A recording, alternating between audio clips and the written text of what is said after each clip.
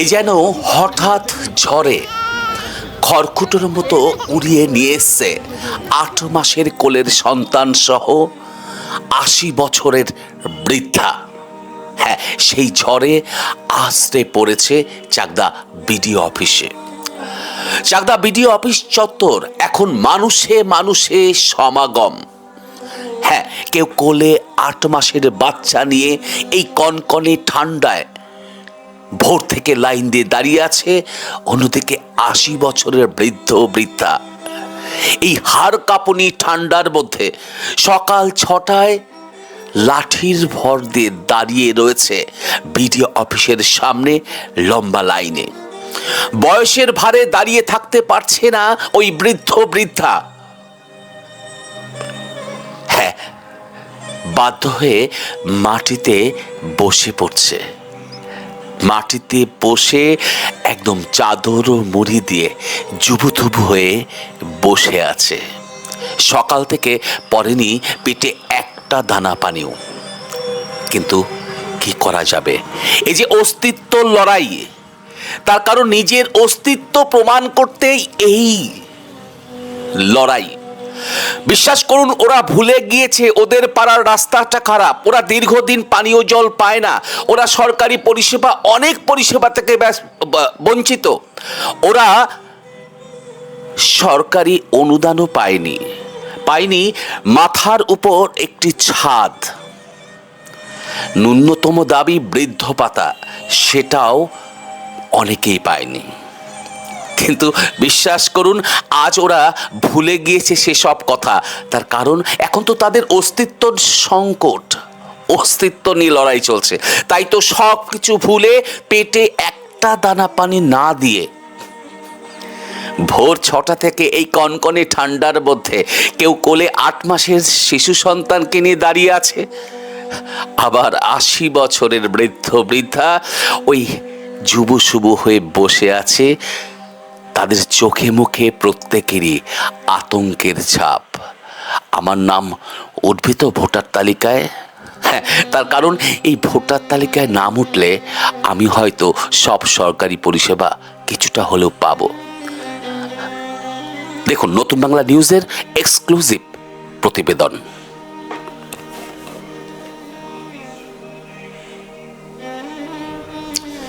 নমস্কার, দেখছেন নতুন বাংলা নিউজ পপুলার, আর আমি উজ্জ্বল সরকার।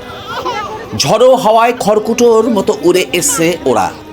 হ্যাঁ, সেই ঝড় যেন আছড়ে পড়েছে চাকদা বিডিও অফিসে।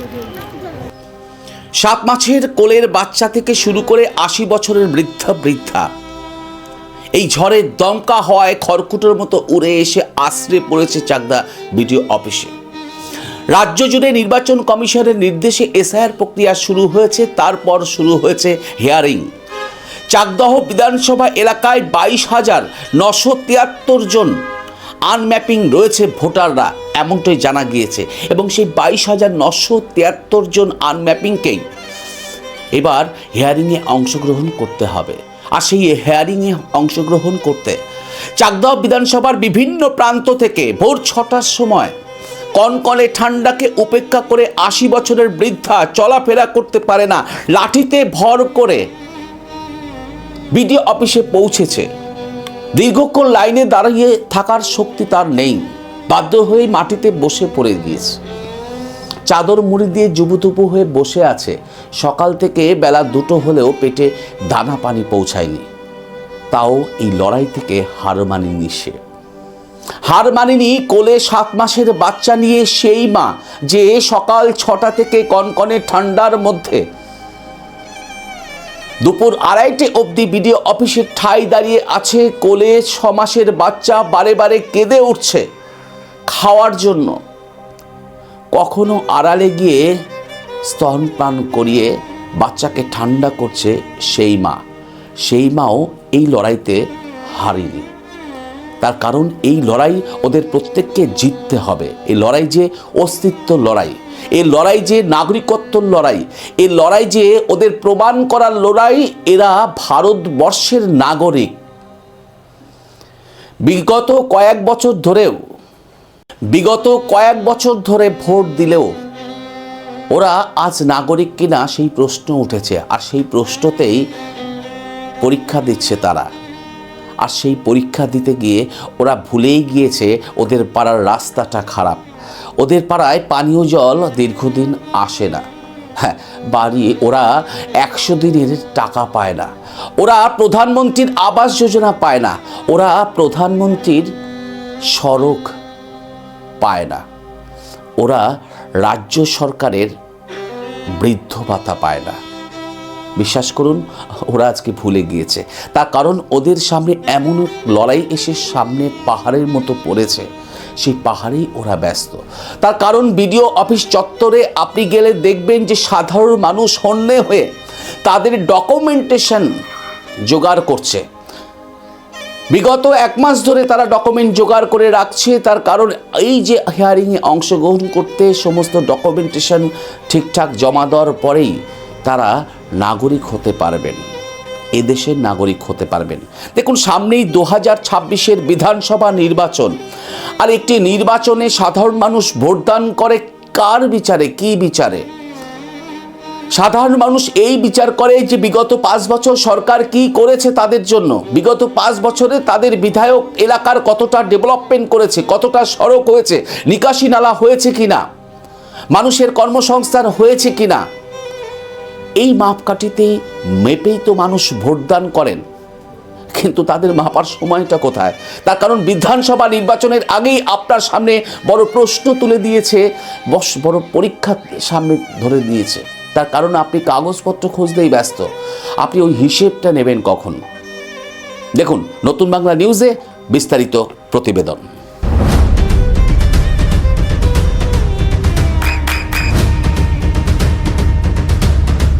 বৃষ্টিতে স্বস্তি।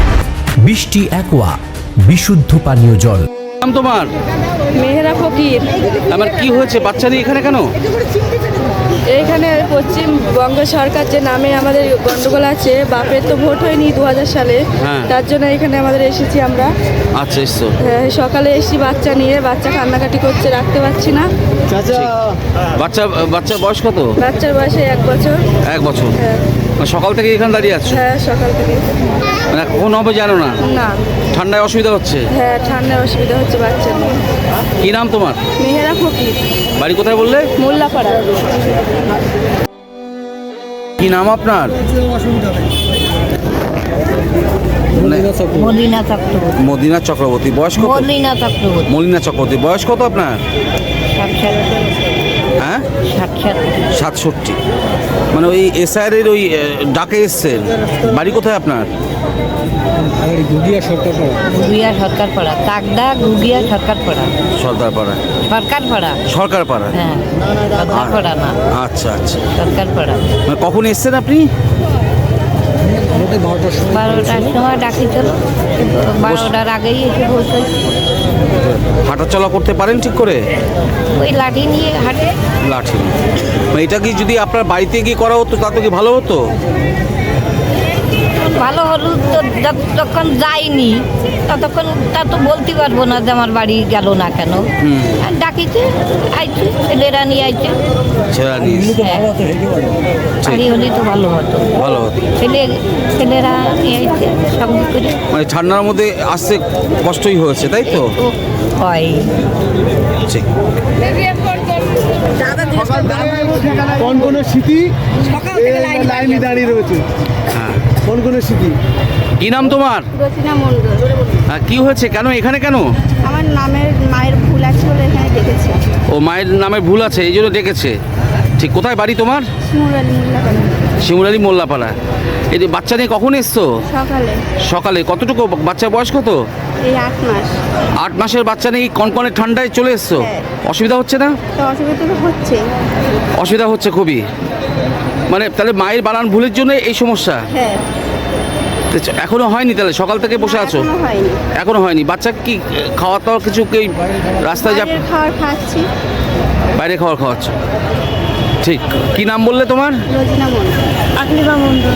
বাড়ি কোথায়? মানিকতলা। হ্যাঁ,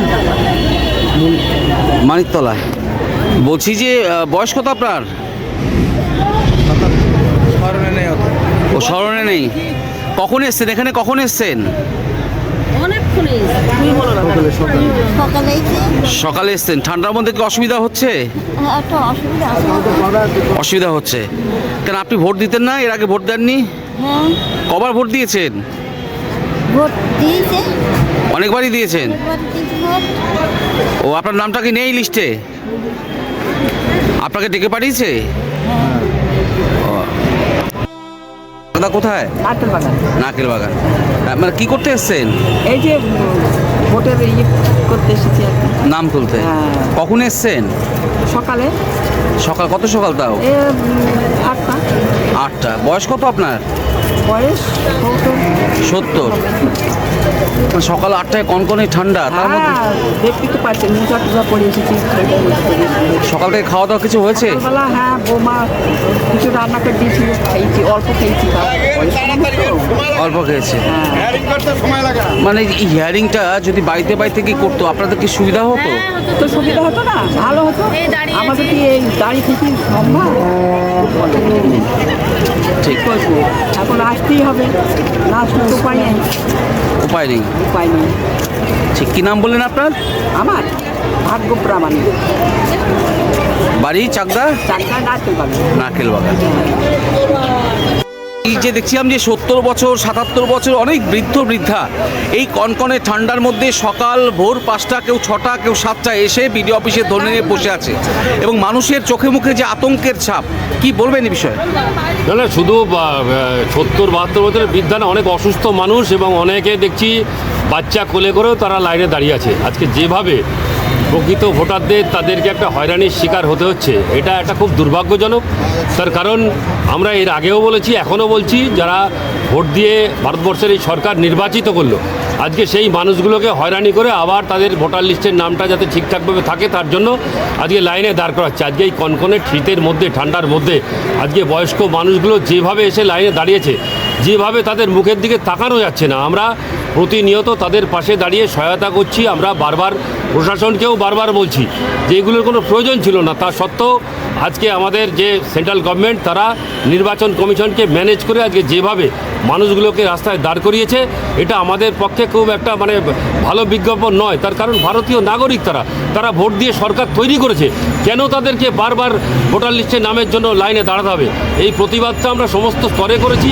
আমরা মানুষকে বলছি, আসুন আমরা সবাই মিলে লড়াই সংগঠনের মাধ্যমে আজকে যে সমস্ত বাঙালি মানুষজন আছে তাদের ভোটার অধিকার যাতে সুরক্ষিত থাকে, তার জন্য যা যা করার দরকার আমাদের নেত্রী মমতা বন্দ্যোপাধ্যায়, নেতা অভিষেক বন্দ্যোপাধ্যায় করবেন এবং তৃণমূল কংগ্রেসের কর্মী হিসেবে আমরা মানুষের পাশে আছি।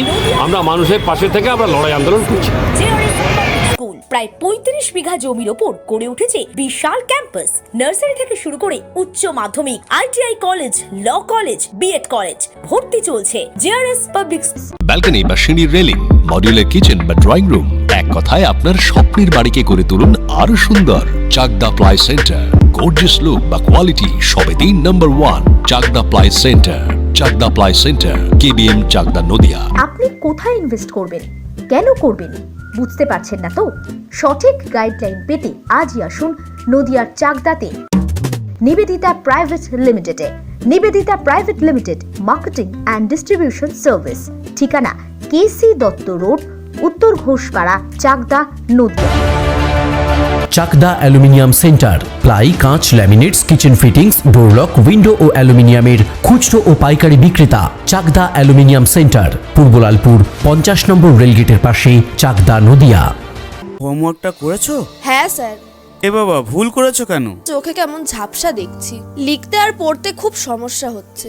চাকদার মডার্ন অপটিক্স থেকে ভালো চোখের ডাক্তার দেখিয়ে নাও। প্রতিদিন প্রকৃত চোখের ডাক্তার ও দৃষ্টি বিশেষজ্ঞ মডার্ন অপটিক্স চাকদহ। নদিয়া জেলার সবথেকে বড় বিল্ডার্স চাকদার মা মনসা বিল্ডার্স, রড ও সিমেন্টের পাইকারি ও খুচরো বিক্রেতা। মা মনসা বিল্ডার্স, পদ্মবিলা, চাকদা, নদিয়া। ভাবছেন 3 স্টার ক্যাটাগরিতে কাটাবেন? রুম রে মাত্র 1500 টাকা থেকে স্টার, খাওয়া দাওয়া রিজনেবল প্রাইস। নদিয়ার একমাত্র 3 স্টার ক্যাটাগরি হোটেল NB সোনার বাংলা হোটেল, কল্যাণী এইমসের ঠিক উল্টো দিকে, কল্যাণী, নদিয়া। স্যামসাং, জিও, রিয়েলমি, নদিয়ার একমাত্র অথরাইজড ডিস্ট্রিবিউটর ঘোষ কমিউনিকেশন, থানার মোড়, চাকদা।